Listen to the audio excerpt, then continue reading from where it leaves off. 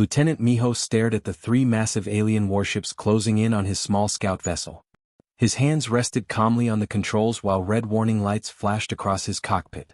The alien ships were enormous, each one at least 50 times larger than his craft. They are attempting to communicate, his AI assistant announced. Multiple frequencies. Standard Imperial protocols. Miho took a sip of his coffee. Ignore them. Let's see what they do next. Through the viewport, he watched as massive mechanical claws extended from the alien cruisers. They were preparing to capture his ship like a prize fish. Miho almost felt bad for them. Almost. On the bridge of the lead Imperial cruiser, Commander Vextar clicked his mandibles together in satisfaction. Another primitive species had wandered into their territory. This would be over quickly. Sir, the vessel is not responding to any hails, his communications officer reported. Typical, Vextar muttered. These backward species never understand proper protocol. Deploy the capture nets. We will teach them to respect the Empire. The three Imperial cruisers moved into a triangular formation. Energy nets spread between them like a spider's web. The small human ship sat motionless in the center, apparently helpless. Boarding claws engaged, the tactical officer announced. Contact in 5 seconds. Vextar leaned back in his command throne. He had done this 100 times before. Capture the ship. Interrogate the crew. Add another species to the Empire's database. Simple routine work. The boarding claws locked onto the human vessel's hull with a metallic clang. Inside his ship, Miho set down his coffee cup. All right, they made physical contact. That's enough data. Disable their ships. Confirmed, the AI responded. Executing electromagnetic pulse. For exactly 3 microseconds, the human scout ship blazed with energy. The power readings spiked so high that Imperial sensors simply stopped working, unable to process the impossible numbers. The electromagnetic pulse traveled through the boarding claws like lightning through copper wire. Every system on all 3 Imperial cruisers overloaded simultaneously. Lights died. Engines went silent. Weapons powered down. Life support switched to emergency backup. In the sudden darkness of his bridge, Commander Vextar felt his heart's hammering in his chest. Emergency lights flickered on, casting red shadows across his crew's shocked faces. Report, he shouted. What happened? All systems offline, sir, his second officer stammered. Main power dead. Engines dead. Weapons dead. We are drifting. All 3 ships. Yes, sir. All 3. Vextar's mandibles trembled. In 30 years of service he had never seen anything like this. What did they do? Did they fire weapons? Missiles? No, sir. There were no weapon signatures. No energy discharge that we could detect. They just turned something on. And everything stopped working. A communication channel suddenly crackled to life. The voice that came through spoke perfect galactic standard, but the accent was strange and the tone was cold. This is Lieutenant Miho of the Human Colonial Fleet. We came in peace. That was clearly a mistake. This was a warning. Next time we will not be so gentle. Tell your superiors to think carefully before attempting this again. The channel went dead. Vextar stared at his view screen just in time to see the small human vessel simply vanish. No engine flare. No quantum signature. No warp distortion. It was just gone. Impossible, his tactical officer whispered. Nothing can move like that. The physics don't work. Vextar reached for the distress beacon with shaking hands. Send an emergency message to High Command. Maximum priority. Tell them we have encountered a new species. Tell them these humans possess technology far beyond our understanding. Tell them we may have just started a war we cannot win. Across the bridge, his crew sat in stunned silence. They had been the hunters. But in 3 microseconds they had become the prey. And somewhere in the darkness of space, the human scout ship was already jumping away, carrying with it valuable data about Imperial technology and tactics. The Galactic Empire had just learned a hard lesson. Humanity was not prey. Admiral Kravak stood in the Imperial War Room, watching the holographic replay for the 20th time. Around him, the Empire's greatest military minds sat in uncomfortable silence. The footage showed the human scout ship disabling 3 cruisers in less time than it took to blink. Play it again, Kravak ordered. Slow it down to maximum. The technician manipulated the controls. Even at the slowest possible speed, the human vessel's power spike appeared instantaneous. The numbers floating beside the hologram turned red, indicating impossible readings. This cannot be accurate, said High Inquisitor Talver, his voice dripping with skepticism. These readings suggest energy output greater than a small star. The sensors must have malfunctioned. All 3 ships recorded identical data, replied the chief scientist, a elderly Kix named Melayer. The readings are accurate. We simply do not understand how they achieved this. Talver's scales flushed orange with anger. Then explain it to me, scientist. How does a species we have never heard of possess technology that defies known physics? Melayer's tentacles writhed nervously. I cannot, High Inquisitor. According to our database, this species should not even exist yet. The room fell silent. Kravak turned from the hologram. What do you mean? Melayer pulled up another display. We found their homeworld, a planet they call Earth. Our deep space probes recorded extensive data about their development. He paused, his tentacles trembling. They achieved spaceflight only 400 years ago. The room erupted in disbelief. Officers shouted over each other. One advisor actually laughed, thinking it was a joke. Kravak raised his hand for silence. 400 years? That is impossible. The Krell Empire took 3,000 years to reach this level of technology. The Zarth Alliance took 5,000. You are telling me these humans did it in 400? Yes, Admiral, Melayer confirmed quietly. But it gets worse. They have colonized 47 worlds in that time. Each colony shows different technological adaptations. They are experimenting and innovating faster than any species in recorded history. Talver slammed his fist on the table. This is absurd. They must be an ancient race pretending to be young. Testing us. Probing our defenses. I considered that theory, Melayer said. But the archaeological evidence on their homeworld shows continuous development. They evolved there. Their history is documented in their own archives, which our probes intercepted.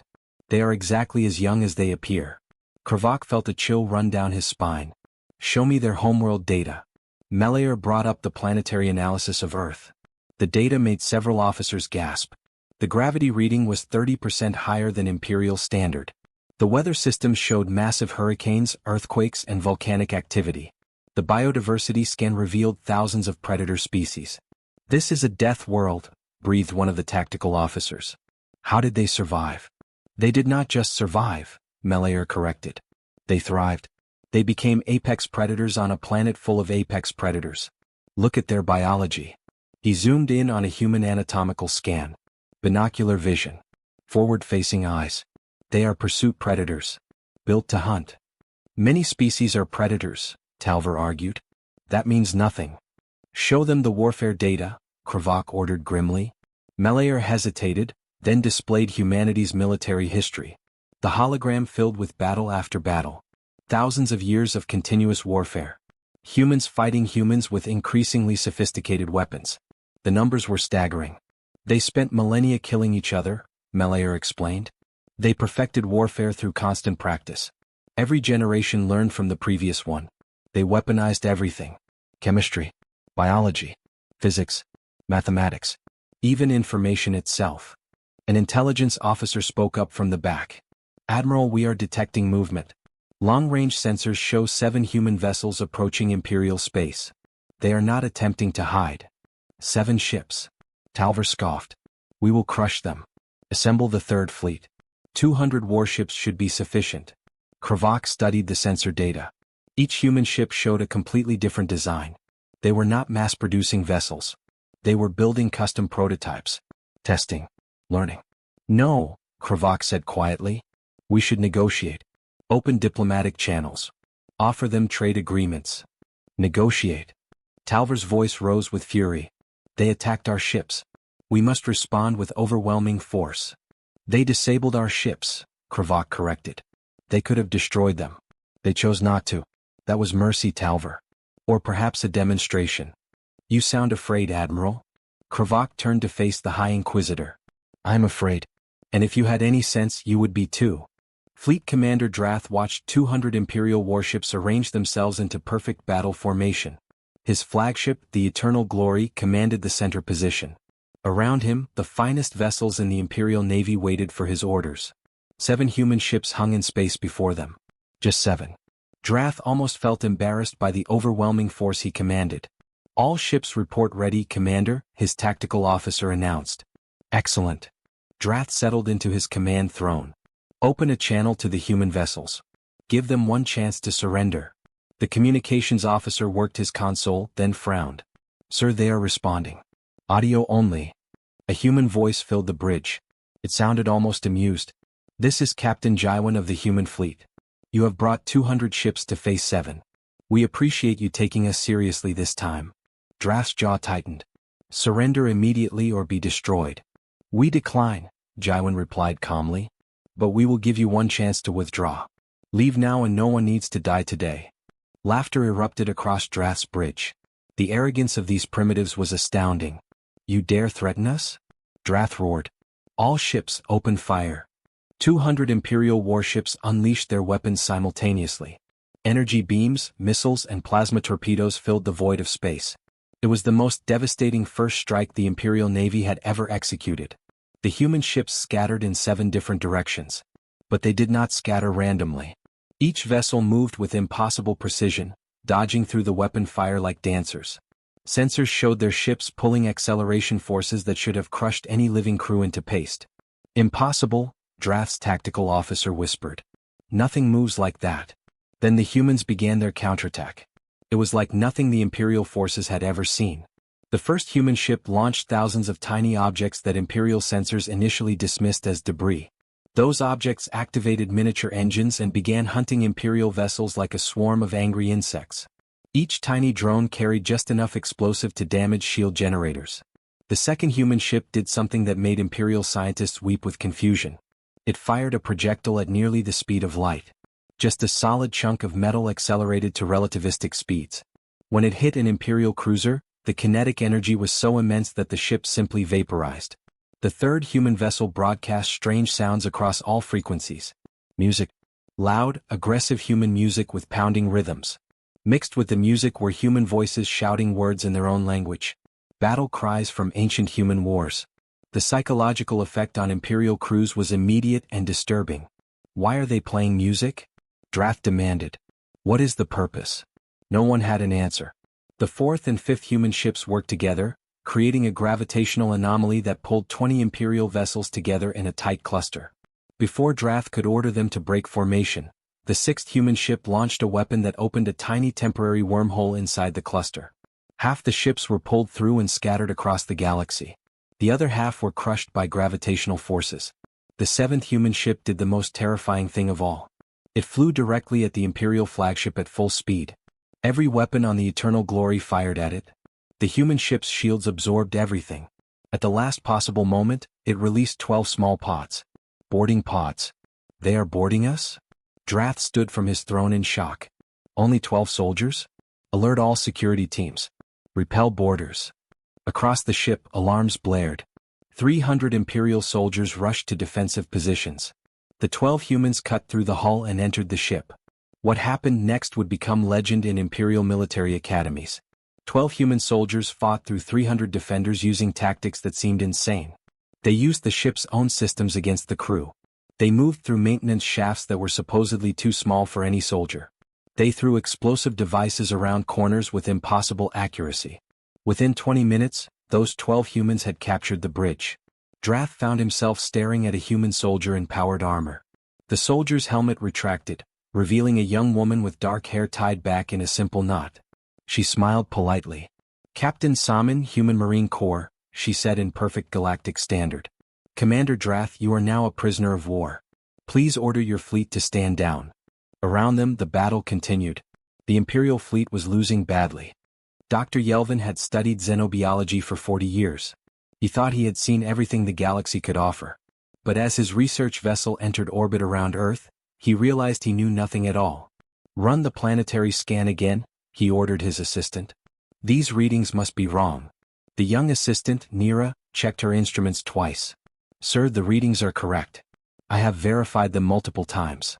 Yelvin stared at the data in disbelief. The gravity was crushing by galactic standards. The atmospheric pressure was dense. The tectonic activity showed constant earthquakes. Massive storms raged across the oceans. Volcanic eruptions spotted the surface. This is a death world, Yelvin whispered. How did they survive here? Nira pulled up the biological database. Sir, you need to see this. The biodiversity scan shows over 8 million species. Most of them are predators. Yelvin examined the data. Creatures with fangs, claws, venom, massive size, pack-hunting behavior. Earth was not just a death world. It was a planet designed to kill anything that lived on it. Show me human evolution data. Nira displayed the archaeological record. Humans had evolved as persistence hunters. They chased prey until the prey collapsed from exhaustion. They could run for hours without stopping. Their bodies were built to endure. Look at their eyes, Nira pointed at the screen. Forward-facing. Binocular vision. That is a predator trait. Yelvin felt his breathing quicken. Every peaceful species in the galaxy had eyes on the sides of their heads to watch for danger. Predators had forward-facing eyes to track prey. Humans were predators. Pull up their historical records, Yelvin commanded. What he saw next made his blood run cold. Thousands of years of warfare. Humans fighting humans with stone weapons. Then metal weapons. Then explosives. Then chemical weapons. Then nuclear weapons. Each war taught them new ways to kill. They nearly destroyed themselves multiple times, Nira said quietly. See here? They created weapons that could end all life on their planet. And they almost used them. But they did not, Yelvin noted. Why? Fear, said a voice behind them. Both scientists jumped. A human man stood in the doorway of their lab. He wore a simple uniform with the name tag Juno, stitched on the chest. He was their liaison officer. How long have you been there? Yelvin demanded. Long enough to see what you are learning about us, Juno replied. He walked to the display showing human wars. You want to know why we stopped? Because we learned what we were capable of. We scared ourselves. Juno pulled up another file. This is our literature. Our art. Our music. For every weapon we created beauty. For every war we fought, we wrote poems about peace. We are contradictions, Dr. Yelvin. We can destroy, but we choose to create. Yelvin studied the human carefully. Your people united only recently. Our records show you had hundreds of separate nations. Different languages. Different beliefs. You fought each other constantly. We did, Juno admitted. But when we reached the stars and realized we were not alone, something changed. We saw ourselves as one species for the first time. We realized that our differences were tiny compared to the vast universe. Nira spoke up nervously. But you are still warriors. Your biology proves it. Your history proves it. Juno smiled sadly. We are survivors, Nira. There is a difference. Warriors seek conflict. Survivors prepare for it but hope it never comes. Admiral Kravak entered the lab at that moment, escorted by 2 human guards. He had been brought to Earth to see for himself. His scales were pale with stress. I have completed my tour of human facilities, Kravak said to Yelvin. I have seen their factories, their training centers, their research laboratories. He paused, his voice shaking. They have 47 colonies. Each one is adapting differently. Each one is experimenting with new technologies. In 400 years they have accomplished what took my people 5,000 years. Juno nodded. We learned early that adaptation is survival. Every challenge makes us stronger. Every problem has a solution. We never stop innovating because we cannot afford to. Kravak looked at the display showing Earth's hostile environment. Your planet tried to kill you. So you became unkillable. Something like that, Juno agreed. Yelvin made a final note in his report. One sentence that would change imperial policy forever. Humanity is not aggressive by choice. They are prepared by necessity. The question is not whether they will surpass us. The question is how soon. The imperial throne room had stood for 10,000 years. Its walls held the history of 100 conquered species. Emperor Vaxen sat on his ancient throne, surrounded by his advisors and guards. Today, for the first time in his long reign, he felt uncertain. The massive doors opened. A single human woman walked through. Ambassador Yunji moved with quiet confidence. She wore a simple gray suit with no weapons visible. Her black hair was pulled back neatly. She looked completely ordinary. But every Imperial guard in the room had their weapons ready. They had read the reports. They knew what humans could do. Yunji stopped at the proper distance and bowed respectfully. Emperor Vaxen, thank you for seeing me. Ambassador, Vaxen replied, his voice echoing through the chamber. You have caused quite a disruption to my empire. That was not our intention, Yunji said calmly. We came to explore. Your forces attacked us. We defended ourselves. Nothing more. High Inquisitor Talver stepped forward angrily. You destroyed 60 ships. You captured our flagship. You humiliated the Imperial Navy. Yunji turned to face him. We disabled your ships, Inquisitor. We could have destroyed them. Every human vessel carries weapons that could have turned your entire fleet into dust. We chose not to use them. A threat? Talvar hissed. The Emperor should hear this as a threat. It is not a threat, Yunji replied. It is a fact. We are here to offer peace, not war. Emperor Vaxin leaned forward. Then speak, Ambassador. What does humanity want? Yunji touched a device on her wrist. A holographic display appeared in the center of the throne room. It showed a star map with all Imperial territory clearly marked. We have mapped every world in your empire, Yunji began. We know the location of your military bases, your shipyards, your resource colonies. We have analyzed your defensive capabilities and found 17 critical weaknesses. The Imperial advisors gasped. Talvar's face flushed with rage. Guards raised their weapons. Yunji continued as if nothing had happened. We could exploit these weaknesses. We could cripple your empire in less than a month. But we will not. Why not? Emperor Vaxin asked quietly. Because we do not want your empire, Yunji said simply. We want to trade with you. Learn from you. Share knowledge. Coexist peacefully. She changed the holographic display. It now showed human technology, medical equipment, agricultural innovations, energy systems. We offer these technologies freely. In exchange, we would like access to your historical archives, your art, your culture, your music, the things that make your civilization unique. Talvar laughed bitterly. You expect us to believe you came across the galaxy just to trade recipes and read our books? Yunji's expression hardened. Inquisitor, let me show you something. The hologram changed again. It showed scenes from human history. Cities burning. Battlefields covered with bodies. Mushroom clouds rising over destroyed civilizations. The images were horrifying. This is what we did to ourselves, Yunji said quietly. For thousands of years we killed each other over land, resources, ideas, beliefs. We nearly destroyed our own species multiple times. We learned a terrible lesson, Inquisitor. We learned that war is easy. Peace is hard. But peace is worth fighting for. She gestured to the images. We share this with you not to boast about our weapons. We share this to show you what we chose to leave behind. When humanity reached the stars, we made a decision. We would never again let fear and pride lead us to destruction. Emperor Vaxin studied the human ambassador carefully. You are asking us to trust you. But you have shown us how dangerous you are. Yes, Yunji agreed. Because trust without honesty is worthless. We are dangerous. We admit this. But we choose not to be destructive. There is a difference. Admiral Kravak, who had been standing silently in the corner, spoke up. Your Majesty, I have visited their homeworld. I have seen their capabilities. Ambassador Yunji speaks the truth. They could destroy us. But they would rather befriend us. Talvar scoffed. And what happens when they change their minds? When they decide they want our territory after all? Yunji met his gaze steadily. Then you will fight us. And maybe you will win. Maybe you will lose. But that is a problem for a future that does not have to exist. Today we are offering you a choice.